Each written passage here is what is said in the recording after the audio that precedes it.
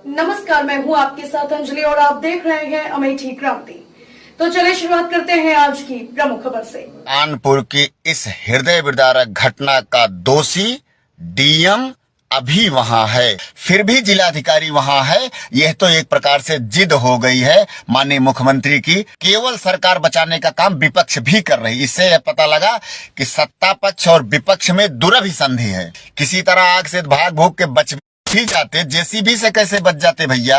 आप मुख्यमंत्री हो, दो ब्राह्मण परिवार को जला के मार दिया है आपके डीएम ने। आपका प्रतिनिधि होता है, सजा तो आपको भी मिलनी चाहिए। आप मजबूत कर रहे हो किसको?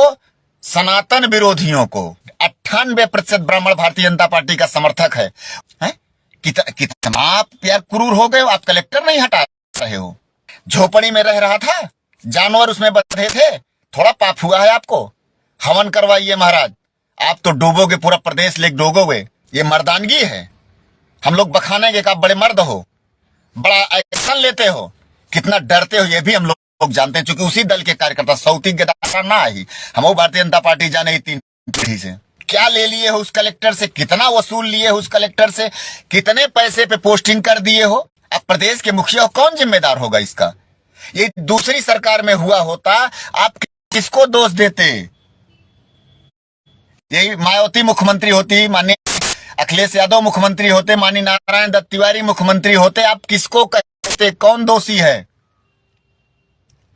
और आप अपना दोष क्यों नहीं लो? नैतिकता का आधार इस्तीफा भेज दो।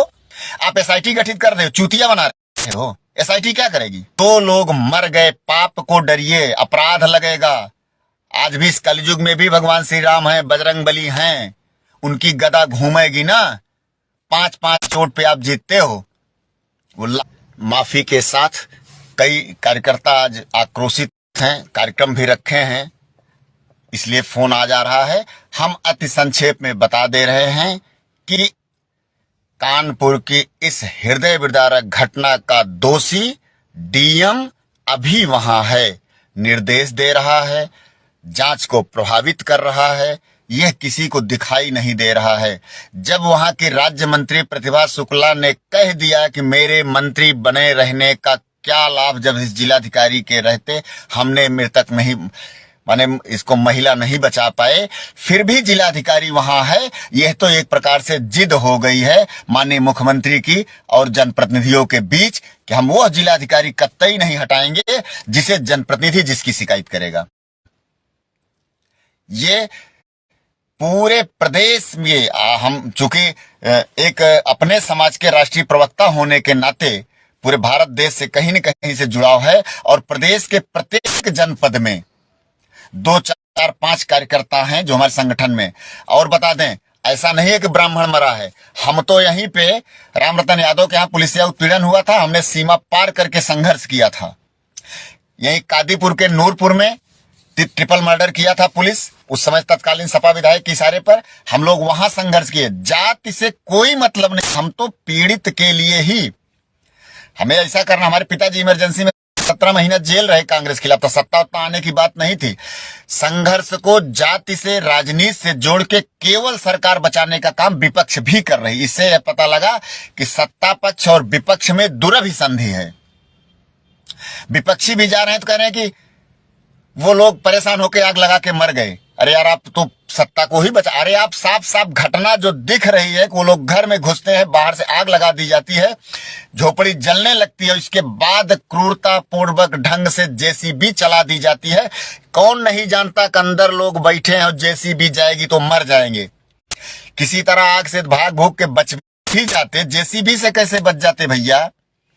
फिर से बता दें, महिला भाग के घर में जाती है, उसको अपने घर की, गुदड़ी की, अपनी संपत्तियों की बड़ी मोह होती है।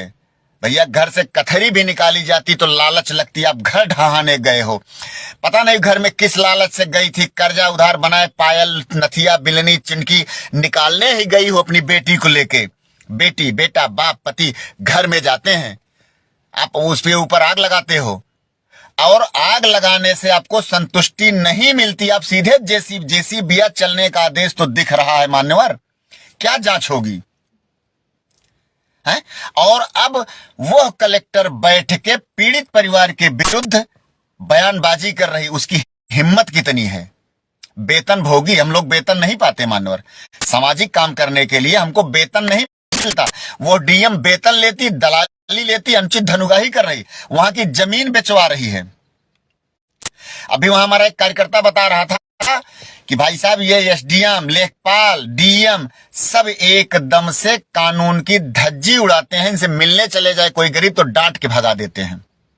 और माफिया, ठेकेदार, दलाल, अपराधी इनके यहां बैठ के चैम्बर में चाय पीते हैं। यह आरोप है जिलाधिकारी पर। अभी वहीं पे उनकी बलवंत सिंह की हत्या हुई थी ना, याद होगा, हम उस पे नहीं जा। सीधे यही घटना इतनी ज्यादा है